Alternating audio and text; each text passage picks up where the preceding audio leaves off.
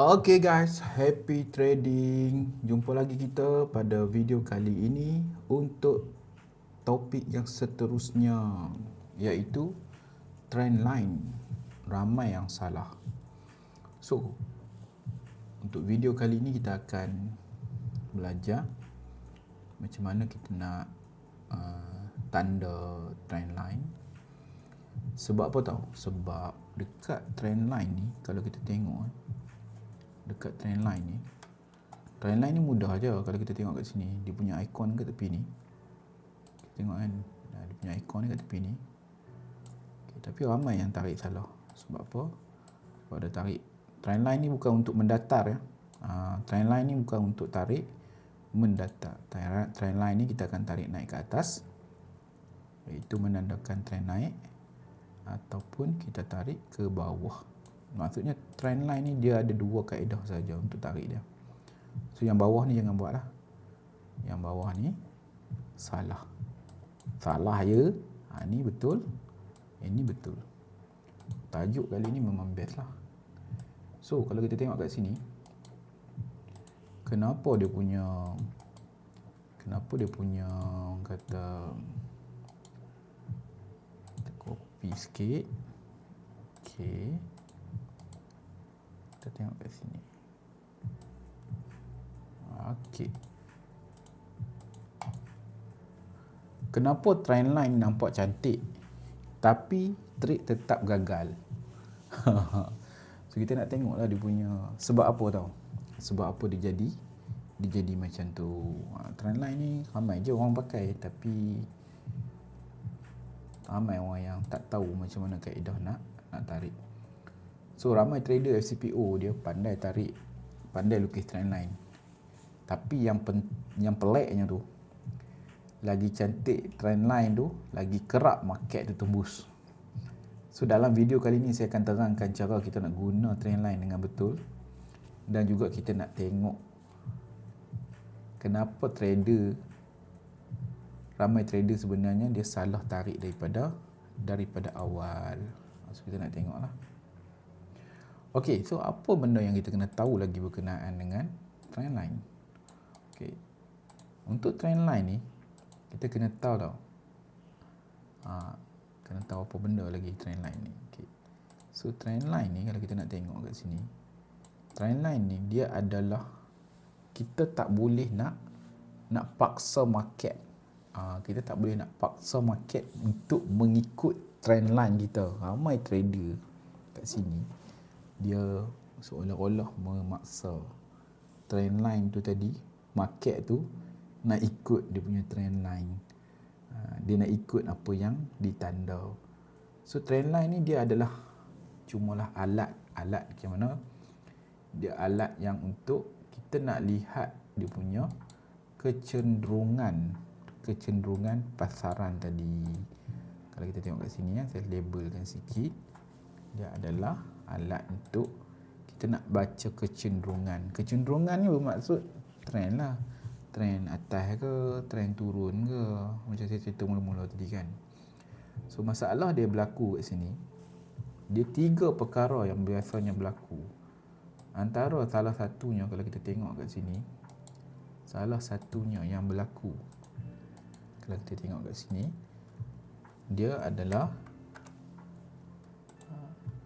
dia paksa market tadi, paksa trend line.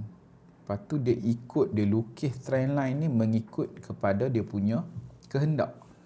Jadi dijadikan trend line ni sebagai alasan untuk entry. Sebenarnya trend line ni bukannya tempat untuk kita nak tengok entry, tetapi hanya untuk kita nak kenal pasti arah dalam market tadi. Jelas Okey. So kita padam ni dulu. Okey, kita padam ni. Remove. Duplicate pula. Remove. Kita remove. Okey, ingat trend line ada dua. Satu dalam keadaan naik dan satu dalam keadaan turun. Jadi apa fungsi sebenarnya trend line ni?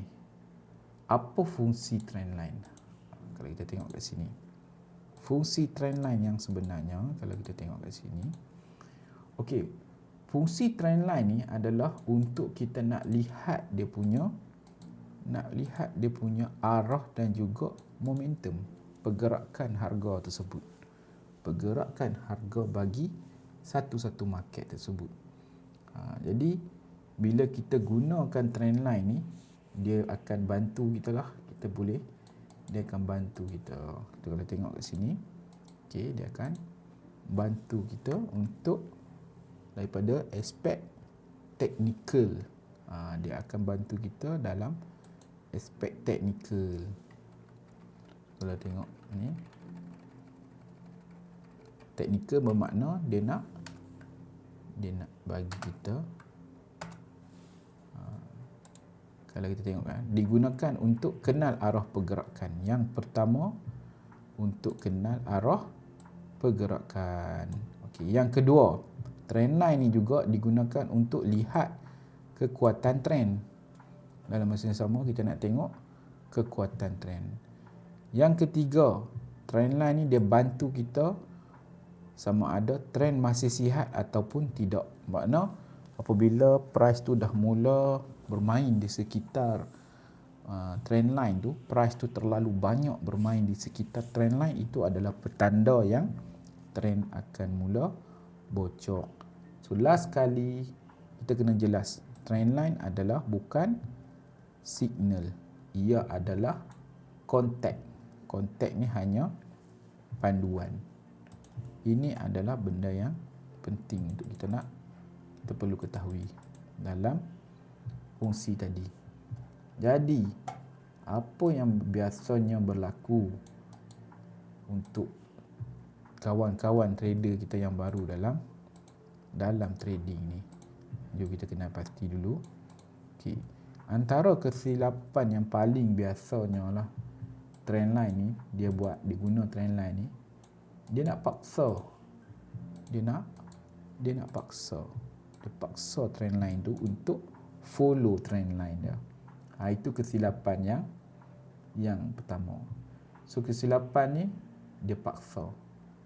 Kalau kita tengok kat sini, jangan paksa, tak boleh. Trendline ni bukan untuk dipaksa-paksa tau. Trendline ni dia hanya untuk menentukan dua titik sahaja. Titik di mana titik pertama harga tu bermula dan titik yang kedua harga yang seterusnya terbentuk. Sama ada harga terbentuk di atas ataupun harga terbentuk di bawah. Itu adalah kaedah kita nak melihat ataupun menggunakan penandaan trendline. Yang kedua pula, kalau kita lihat kat sini, bila market tembus sedikit terus tukar trendline. Dia tak boleh macam tu. Kita tak boleh terus ubah kita punya trendline tu apabila ada kebocoran daripada trendline yang kita tanda. Itu adalah salah satu kesilapan lah dalam penggunaan trendline. Jadi yang ketiga pula, yang ketiga ni dia lagi simple lah kalau kita tengok kat sini. Tanda trader ikut market secara emosional, bukan baca struktur. Ini pun salah satu juga yang mana kesilapan yang biasa berlaku pada trader baru. Dia tanda tu ikut nampak lah, orang kata. Dia nampak macam beza sikit dengan apa yang dia faham, dia tanda. Sekejap lagi kita akan masuk untuk bahagian aplikasi. Untuk yang ni kita akan tengok dulu daripada segi sebab dan akibat daripada penggunaan ataupun penandaan yang salah. Okey, seterusnya jom kita tengok macam mana trendline ni kita nak tanda. Macam mana kita nak tanda trendline tu. Okey. So trendline ni dia mesti selari dengan struktur. Struktur tu kena dulu. Bila kita lihat kat sini, dia kan ada struktur dulu. Barulah kita boleh follow dia punya trendline tu tadi. Trendline, struktur kena wajib terbentuk, barulah kita boleh ambil trendline ni. Kalau kita berlawanan dengan struktur, bermaksud penandaan trendline kita tu salah. So trendline ni dia mestilah selari dengan struktur market. Contoh kalau kita tengok kat sini, market adalah structure dia adalah bullish, higher high, higher low, higher high, higher low. Okey, macam tu. Jadi penandaan trendline kita tadi ni adalah daripada titik pertama ke titik kedua. Macam ni. Dia tak semestinya cantik, tapi kita kena selarikan dia dengan struktur pada pergerakan harga tadi. Okey, seterusnya untuk kita kata structure ataupun trending, uptrend. Jadi kalau kita faham kat sini, insya-Allah kita boleh trade dengan tenang. Okey. So saya nak tunjuk demonstrasi untuk kita nak tandakan trend line pada market. Okey, jom kita tengok macam mana nak tanda trend line kat market ni. So kita remove ni dulu. Okey, so kita tengok kat market. Okey, biasanya trend line yang saya akan tandakan adalah pada time frame M30. M30 ni fungsi dia kita nak lihat trend line kita. Okey. So, macam video yang sebelumnya, kalau kita tengok kat sini, penandaan trend line tadi ni kita dah ikut. Yang pertama sekali, siapa yang tonton video sebelum ni, kita kena ketahui dulu adalah point titik tertinggi. Maksudnya pengakhiran ataupun highest lah sebelum dia buat perubahan market. Okey, jadi bila kita dah ada highest dekat sini, okey, kalau yang nampak ni saya tunjuk. So market akan turun sampai di bahagian bawah ni low, kemudian dia buat new high. Okey, kemudian dia buat lower low. Okey, kalau kita tengok kat sini kan, ataupun kalau kita tengok sini, inilah yang paling dekat lah dengan apa yang kita nampak sekarang. Jadi macam mana nak guna trend line ni? Trend line ni kita akan sambungkan daripada point 1 ke point 2. Okey, so kita akan tarik itu punya trend line tadi. Macam tu. Kita tarik macam tu. Dia tak semestinya kena macam kita tengok macam ada petanda macam nak naik ni kan. Sebenarnya dia tak naik pun. Dia akan turun. Keep on continuous drop dia punya price ni tadi. Okey. So titik-titik ni akan bantu kita nak tanda trend line. Selagi mana kalau contohlah kita nampak macam ni, kita boleh je adjust kita punya trend line jadi macam ni. Selagi mana kita nampak dia dalam keadaan turun. Okey. So ini adalah kaedah nak tanda trend turun. So saya tunjuk pula untuk kita nak tanda trend naik. Macam kita kata tadi, untuk menandakan sesuatu trend mestilah kita kenal dulu struktur yang awal. Okey, tanda ini. So kita tanda ni. So kurang-kurangnya dia kena ada 3 point. 3 point bermaksud A, B, C. Contoh ni ada satu lagi point baru kan. Boleh guna kat sini. So kita just sambungkan kita punya pergerakan kat sini. Macam tu. Maksudnya dia tak semestinya kita nak kena touch dekat shadow. Tak semestinya kita kena touch tak kat body, tak tengah-tengah. Tak, dia tak. Dia hanyalah alat bantuan untuk kita nak melihat pergerakan price tu ke mana. Itu sahaja kegunaan trend line. So jangan pula kalau kita tengok kat atas ni kan, ni dah bocor dah ni. Maksudnya trend dah nak mula turun. Macam kita nampak macam tu. Selalunya lah untuk trader baru kan.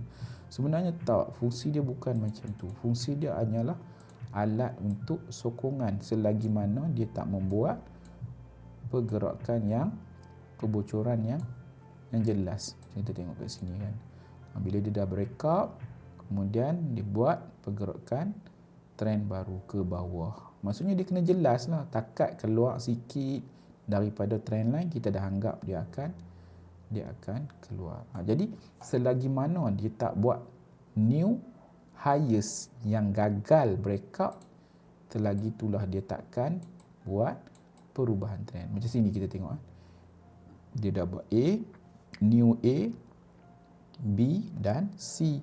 Barulah confirm trend tu akan, barulah direction tadi bertukar daripada naik kepada turun. Ini adalah sedikit kita punya praktikal lah, macam mana kita nak tahu arah market. Okey. So kita dah tengok kat sini macam mana nak tanda dia. Alright, seterusnya jom kita tengok apa lagi yang kita nak bincangkan kat sini. So kena jelas kena jelas sesuatu perkara ni. Apa benda yang kita kena jelas kat sini? Yang kita kena jelas adalah trend line ikut market. Bukan market ikut trend line. Tu kena jelas lah. Sebab ramai yang kat sini dia menganggap market ikut trend line. No. Trend line ikut market. So seterusnya mari kita tengok. So mereka rugi sebab emosi memaksa untuk market ikut jangkaan. No. Kita tak boleh jadi predictor. Dalam trading kita tak boleh jadi peramal. Tapi kita hanya boleh menjadi follower.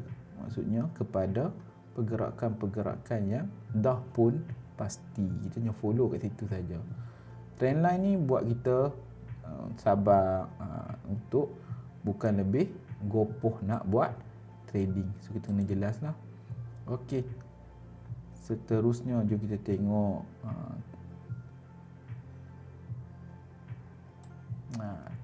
ini satu perkara yang kita boleh tekankan kat sini.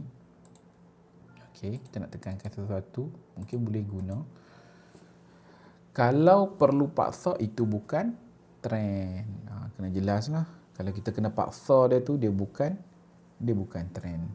Trend ni adalah sesuatu yang kita tak boleh paksa.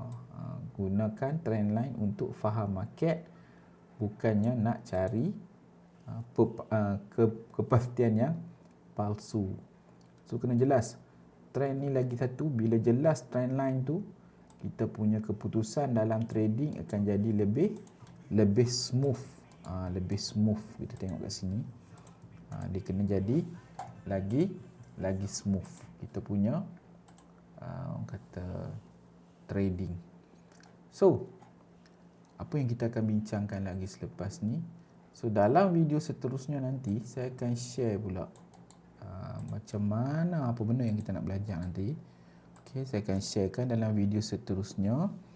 Okey, tajuk dia kesilapan lukis trendline yang buat trader rugi. Kesilapan lukis trendline, kesilapan lukis line yang buat trader rugi. Lukis line ni pun boleh buat kita rugi. Ni tajuk yang seterusnya. Jadi after kita tonton nanti video ni, kita boleh orang kata masuklah kita punya